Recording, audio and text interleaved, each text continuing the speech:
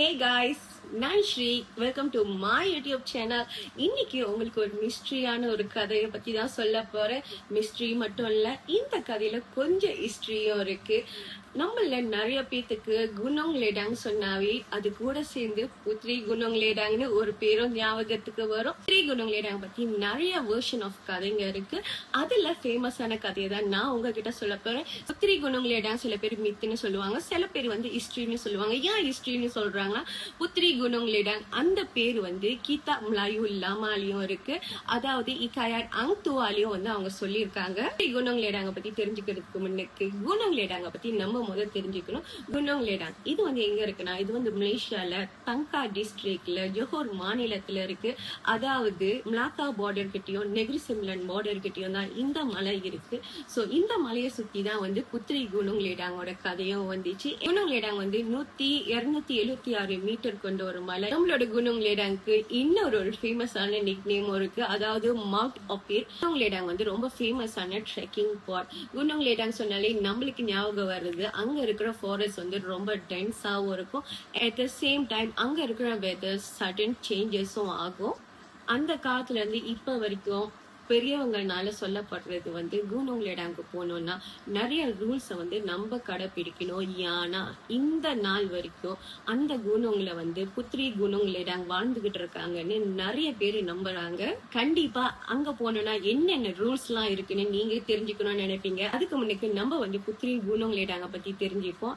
And என்ன கதைன்னு தெரிஞ்சுட்டு எண்ட் ஆஃப் த வீடியோல நீங்க ட்ரெக்கிங் போனோம்னா என்ன மாதிரி ரூல்ஸ் எல்லாம் ஃபாலோ பண்ணணும்னு நான் உங்ககிட்ட சொல்றேன். புத்ரி குனோங் லேடாங் எப்படி இருப்பாங்கன்னா, ரொம்பவே அழகா இருப்பாங்களா. அது மட்டும் இல்ல, அவங்க ரொம்ப ஒரு இன்டெலிஜென்டான ஒரு பர்சன். புத்ரினா இளவரசி. இளவரசி எப்பயும் ஒரு பெரிய பேலஸ்ல தான் வாழ்வாங்க. ஆனா நம்மளோட புத்ரி குனோங் லேடாங் மலையில வாழ்ற ஒரு இளவரசி. கதை எங்க இருந்து ஆரம்பிக்குதுன்னா, நம்ம சுல்தான் மாமூத் ஷாட்ட இருந்து தான் ஆரம்பிக்குது. சுல்தான் மாமூத் ஷா யாருன்னா, மலாக்காவோட 8வது அரசர்.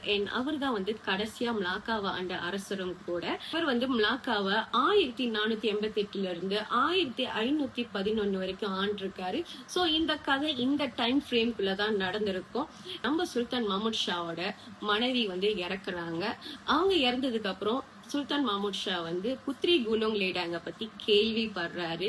குனோங் லேடாங் எவ்வளவு அழகா இருப்பாங்கன்னு நிறைய பேர் சொல்லி கேட்டிருந்த நம்பர் ராஜாக்கு புத்ரி குனோங் லேடாங்க கல்யாணம் பண்ணிக்கணும்னு ஆசை வருது.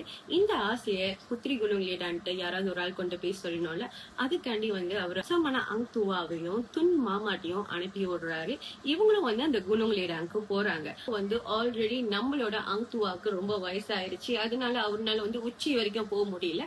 சோ மலையோட ஒரு பாதியிலேயே அவர் நின்னுகிட்டு துன் மாமாட்ட மட்டும் அனுப்பி விடுறாரு. துன் மாமாட் மலையோட உச்சிக்கு போய் சேர்றப்ப அங்க அவர் இளவரசிங்களோட தோழிகளையும் ஒரு அழகான ஒரு தோட்டத்தையும் பாக்குறாரு. அந்த நேரத்துல அங்க ஒரு வயசான பாட்டி வராங்க. அவங்க கிட்ட துன் மாமாட் நம்ம சுல்தான் புத்ரி குனோங் லேடாங்க கல்யாணம் பண்ணிக்கணும்னு நினைக்கிறாங்க அப்படிங்கிற செய்தியும் சொல்றாரு. இந்த பாட்டியும் எல்லாத்தையும் கேட்டுட்டு போயிட்டு மறுபடியும் துன் மாமாட் கிட்ட சொல்றாங்க, இளவரசி கல்யாணம் பண்ணிக்கிறேன்னு சொல்லல, ஆனா அவங்க கல்யாணம் பண்ணிக்கணும்னா அதுக்கு 7 விதிமுறைகள் இருக்குன்னு. நம்ம துன் மாமாட்டும் அது என்னன்னு கேக்குறாரு. முதல் ரூல்ஸ் அவங்க என்ன சொல்றாங்கன்னா, நாக்கால இருந்து குனோங் லேடாங்கோட அந்த உச்சி வரைக்கும் அவங்களுக்கு தங்கத்துல ஆன ஒரு பாலம் வேணும்னு. 2வது விதிமுறை, சில்வர்ல செய்யப்பட்ட இன்னொரு பாலம் இந்த குனோங் லேடாங் உச்சியில இருந்து மலாக்காக்கு வேணும்னு அவங்க கேட்டிருக்காங்க.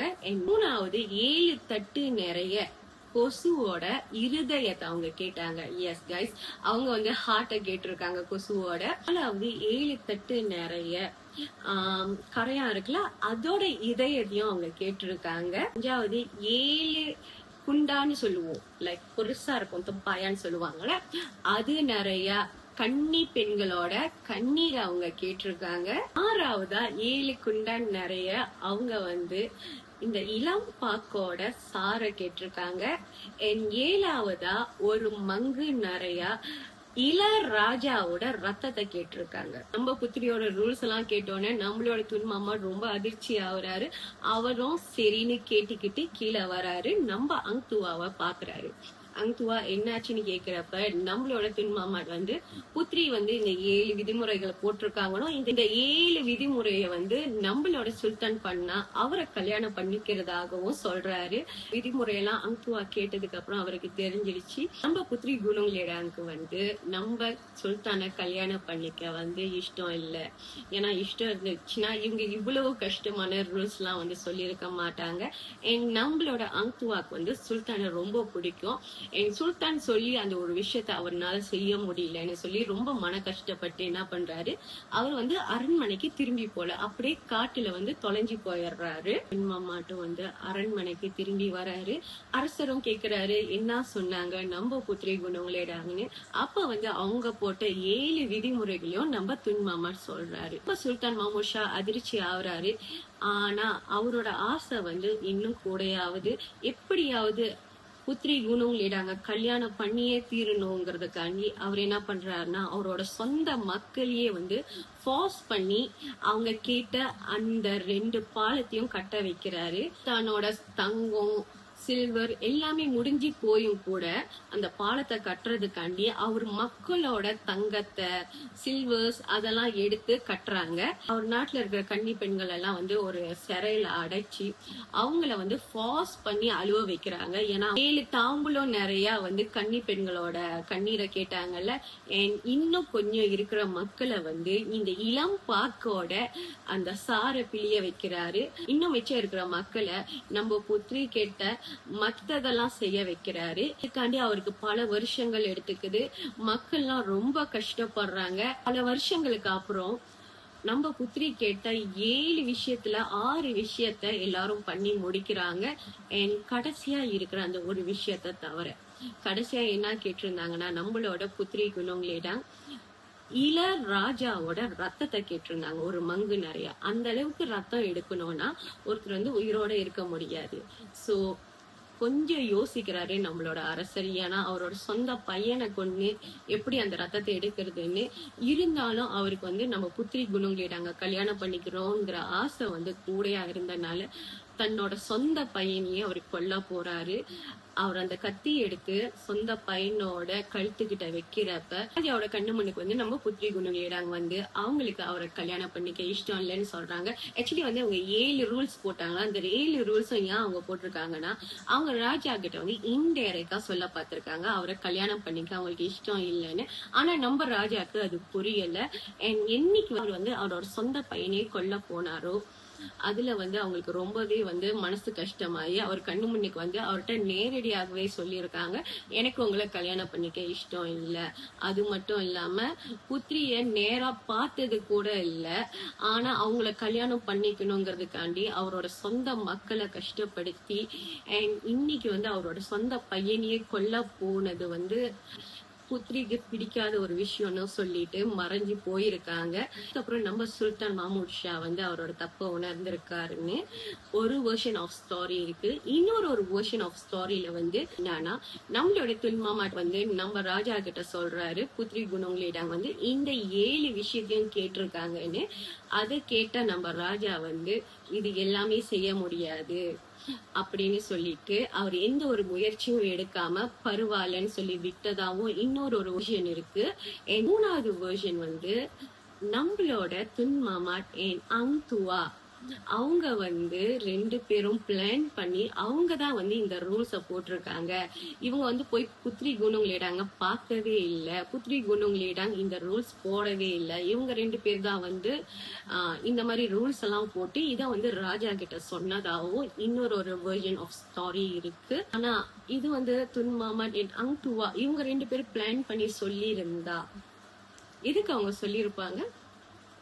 நானும் யோசிச்சு பார்த்தேன், எனக்கு தெரியல. பட் தென் உங்களுக்கு ஏதாவது ஐடியா எதுக்கு அவங்க அந்த மாதிரி ரூல்ஸ வந்து ராஜா கிட்ட சொல்லியிருப்பாங்கன்னு ஐடியா இருந்துச்சுன்னா கீழே வந்து கமெண்ட் பண்ணுங்க. நம்மளோட வீடியோ ஆரம்பத்துல நான் சொல்லியிருந்தேன் குனோவுக்கு போகணும்னா அங்க வந்து சில ரூல்ஸ நம்ம ஃபாலோ பண்ணணும்னு.